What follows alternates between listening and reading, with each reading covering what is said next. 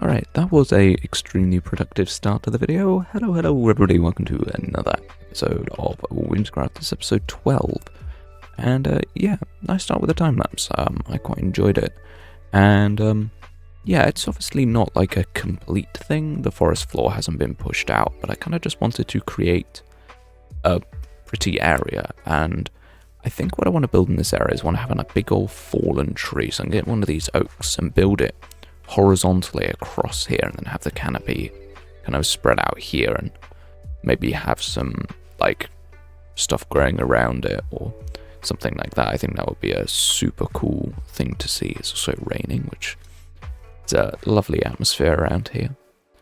But yeah, there are a couple of other things that I wanted to do today. So not only do I want to add this fallen tree, but I also want to walk over here. Obviously we built the shrine last video, which was a really good project. That came out really nice. But over here, this area here is very flat and low. And I feel like this is where we can really put the swamp in. Because over here we have like the swampy muddy area, which I'm quite a big fan of. But it's quite a small area. If you think about it, like it's barely that big. And of course this pie is not finished. But I feel like what we can do a bit later in the episode is we can go and we can kind of really expand into this area. And I think it's going to be really, really good. But yeah, let's jump, have a little bit of a jump and build out this fallen tree.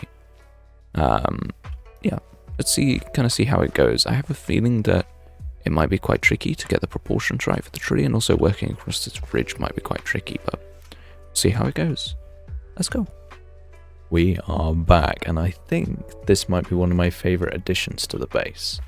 And the reason is that because the forest is now so filled out, it feels just so deep and interesting. Like there's so much texture to find and see. But of course the most important thing is this fallen tree. And when I initially built it, I really didn't like it. I thought it was a mistake and I was going to have to kind of restart and come up with something different. But honestly, I just slowly added detail, covered it in moss, put all these bushes and stuff around it, and genuinely, I think it's come out really, really well. I added all of the like ferns and grass in which were missing, and all the buttons, all the tiny details, lichen, all of this. And honestly, this is a really, really good area. Also added another tree, this lovely little spruce here, kind of fill out the skyline, and I think here needs a tree too. Maybe one of the spire oaks would work well. One of these boys. That would be good. But before we move on to the next part of this base, which was the larger swamp area that I talked about, I want to hop over to the industrial area.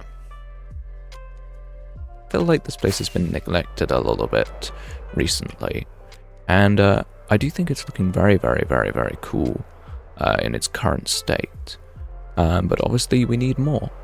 All of these chests aren't being used, so let's use one of them. Make a new farm. As you can see, it's quite a big one. What I'm going to do is I'm going to not tell you what the farm is, and hopefully you guys can guess what the farm is as I build it. And of course, if you've already seen the live stream where I built this farm, then yeah, I'm mentioning live streams. I stream a lot. It's cool. Come along sometime. I don't know. Anyway, let's hop into a time lapse. And at the end, I'll kind of give a quick explanation of like where this farm's come from and how it kind of works and stuff like that. Let's go. Okay, before we start anything important, I want to very quickly give you an update on the shopping district shenanigans. So the banners were placed around, and somebody decided to remove them, which is very nice, and they put big green ticks on the shops that were considered to be pop-ups. All claims from the SOA are removed, your shop is insane. Love it. Most of the little shops have a tick. Actually, the reason I did head over here was not for this. However, I'm very glad that I did hop over and see this because it's hilarious. I notice how only the red banners are in here, even though the amber ones have been removed too, which I'm very happy about. People against the SOA are amazing. It's this. There's a giant meteor. Are you kidding me? This is awesome. I just saw a ping about it in the Discord, and I thought I wanted to head over and see it. And apparently it was worth recording because of the ticks. We've gone here, let's have a look. So we got red nether bricks. Nether bricks and red? Oh no, just nether bricks, not red ones. And then we've got, yeah, crying obsidian for 1 diamond? A stack. What? Oh my god. This is so good. Blackstone. Okay, all the gold has gone immediately. That's mad. I actually love the chocolate district. This is my favorite area of the server because so many conflicting styles are here. So it's just so interesting. It's so fun to just like walk around and see new stuff all the time. It's so cool. Shame some of the banners are still up. Just like, what's the point, man? The shop is beautiful. Why does it need a green block on it? Whatever. All of these shops are great. Toby's here. Toby. Hello, Toby. Mr. Trumlax, I can't see you, but hello. You can't see me, indeed. Ah, I see you now. Hello, my good sire. I'm actually doing some recording, so it's good to see you. Oh, are you responsible for the... I'm not. Little green check marks? No? I don't know, but I love it. Who made the green check marks? I don't know. It's great. And they also got rid of all the red banners and everything, which I'm very happy about as well. But yeah, no, I was just saying how the shopping district is like my favorite place on the whole server, even though like the SOA is ruining it. Like even so, all of the like conflicting styles and beautiful shops and everything just all together in one place is so cool to me. Okay. Wait, I got a new keyboard. Do you want to hear it? Sure. Okay, listen.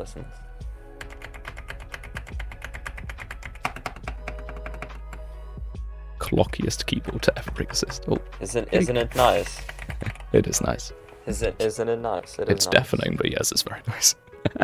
No, I'm kidding. It's not that bad, but it's like super nice. Yeah. All right. Yeah. No. I'm very glad to see where these ticks go, because whether they'll stay or whatever, but it's great. Also, yeah, okay. I don't care. Hello, Toby. Are you a fan of the green ticks? I think they're great.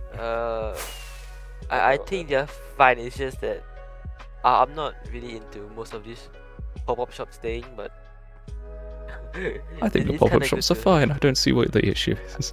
Oh, it's kind of an eyesore. It's fine. But... I can't believe you're downing on people who are making profitable shops. You're supposed to be. Oh, you're supposed to like the shopping district. For the, I can't believe it. You're responsible for the ticks.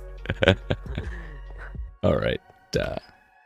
Yeah, no, I should actually like get on and do something like actually important rather than just staring at the shopping district. Also, hello, Honourable. No, he didn't say he was responsible for it. Are you responsible for the green ticks? No, he No. isn't. I'm against pop-up shops, so... That's mad. But I don't really like the SOA either. Yeah, nah. The like person who middle. threw all the red banners in a pit and then warned everyone to not go near. Love that. I think the SOA should be more strict. I think this land should be ruled with an iron fist. Oh, okay. No. No.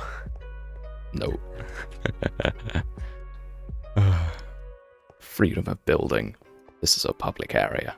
Can't believe In theory, of course.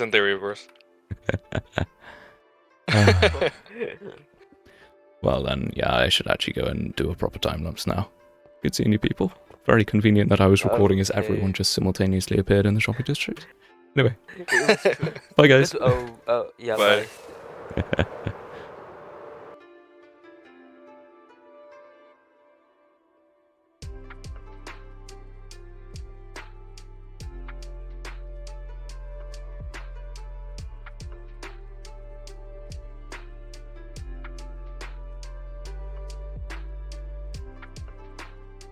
Success, everybody. This farm works perfectly. If you were there for the stream when I built this farm, it did not work the first time. Yeah, didn't work the first time. However, after 3 attempts at getting it to work, it now works perfectly. And yeah, no, it's an amazing farm. I think this is like the optimal size of farm. I ran it for maybe, I couldn't tell you how long, but yeah. It's produced a pretty decent amount of bone meal. Basically how this farm works is essentially there's stone being created, which is then pulled down, converted into moss, and then pushed back up again, which then breaks the moss. And then the cycle continues, and all of the moss blocks just fall into a big grid of hoppers. Most of it's converted into bone meal, which then gets, all of it's converted into bone meal in this layer, where some of it refills these ones, and then the rest of it gets dropped down into the center, and shot out up here and across.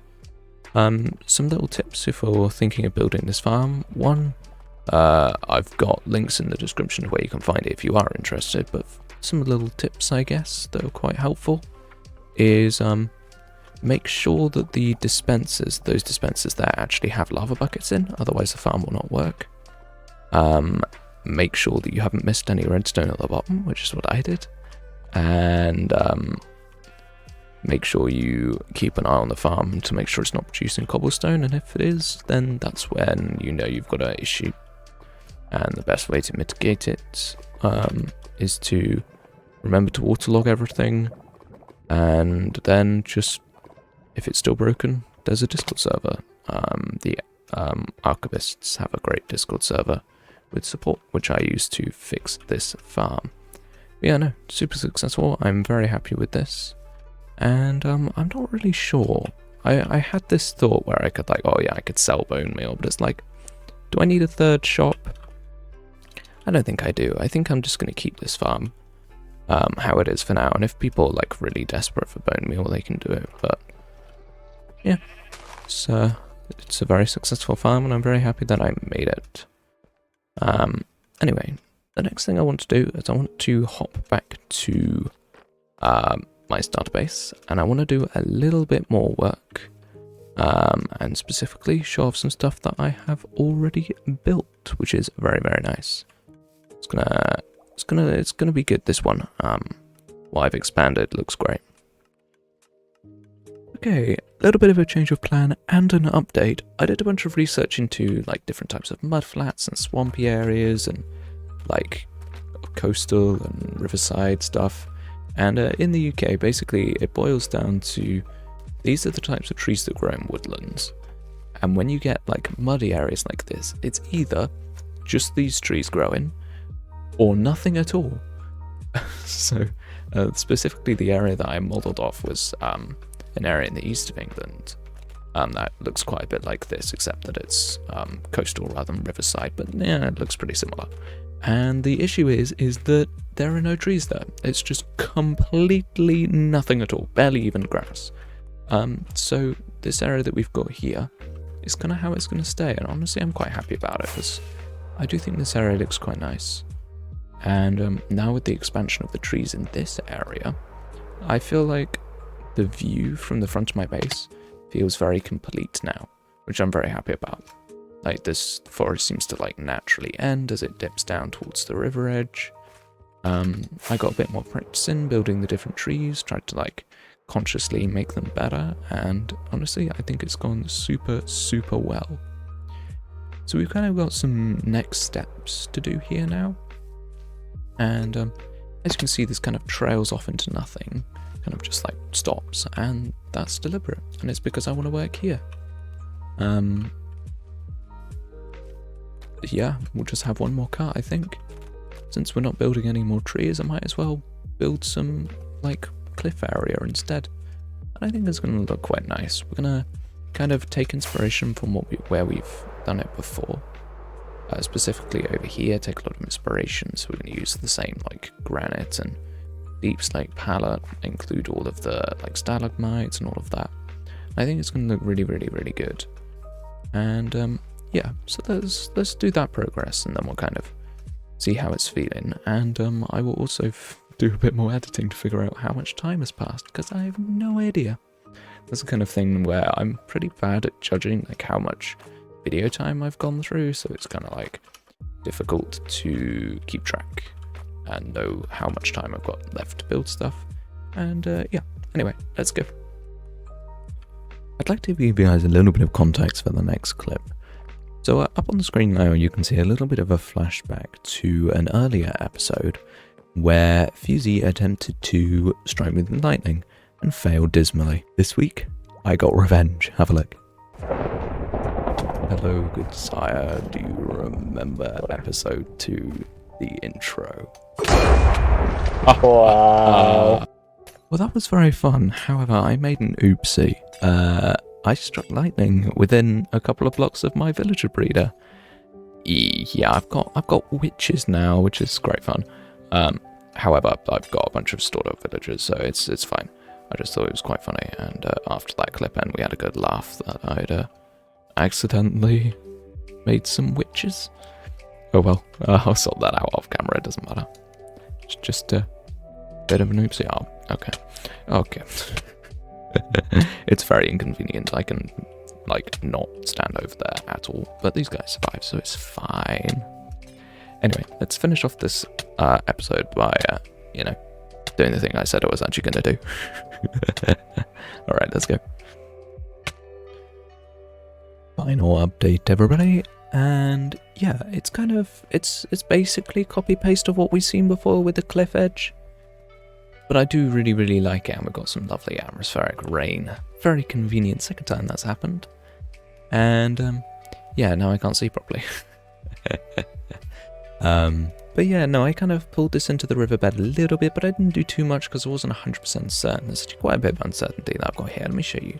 So this mud here, I didn't really know how to gradient it properly, so I just went with, lichen and then just moss like crazy, and it was enough. But now we need some next steps happening, and of course, Oggy is sleeping, so we'll hopefully gain back a bit of visibility. Yes, amazing. Let me poke under the water. So we can kind of see that the mud just stops here, and that's kind of deliberate because I don't know what to do. I think what I need to do is kind of off camera, like away from needing like a video to come out and all of that. I need to kind of experiment with how this is feeling and how the mud will pull back and that kind of thing. And similarly over here, this needs to be kind of rounded off in some way maybe, or kept as quite a sharp edge, or we've got multiple different things to think about, and I'll come back in the next episode and kind of talk about what I've decided. Next time I think I want to work here. I want to finally patch up this cave because I don't like it. I'm going to get rid of it. We decided that before, but it's time for it to go. And I also want to work in the back of this area because right now, not really a fan of the fact that it's not done. But yeah, other than that, I think I yapped on enough and also built enough. I think the progress that we made today was really, really good. Yeah, I think what the most helpful thing would be for you guys to go down below, leave a comment, and kind of, I guess, tell me if there's anything else interesting that you think this place could do with. Whether it's some flowers, whether it's an extra structure, some new trees, whatever it is. Anyway, people, if you enjoyed the video, make sure to give it a like, subscribe, and all that fantastic stuff.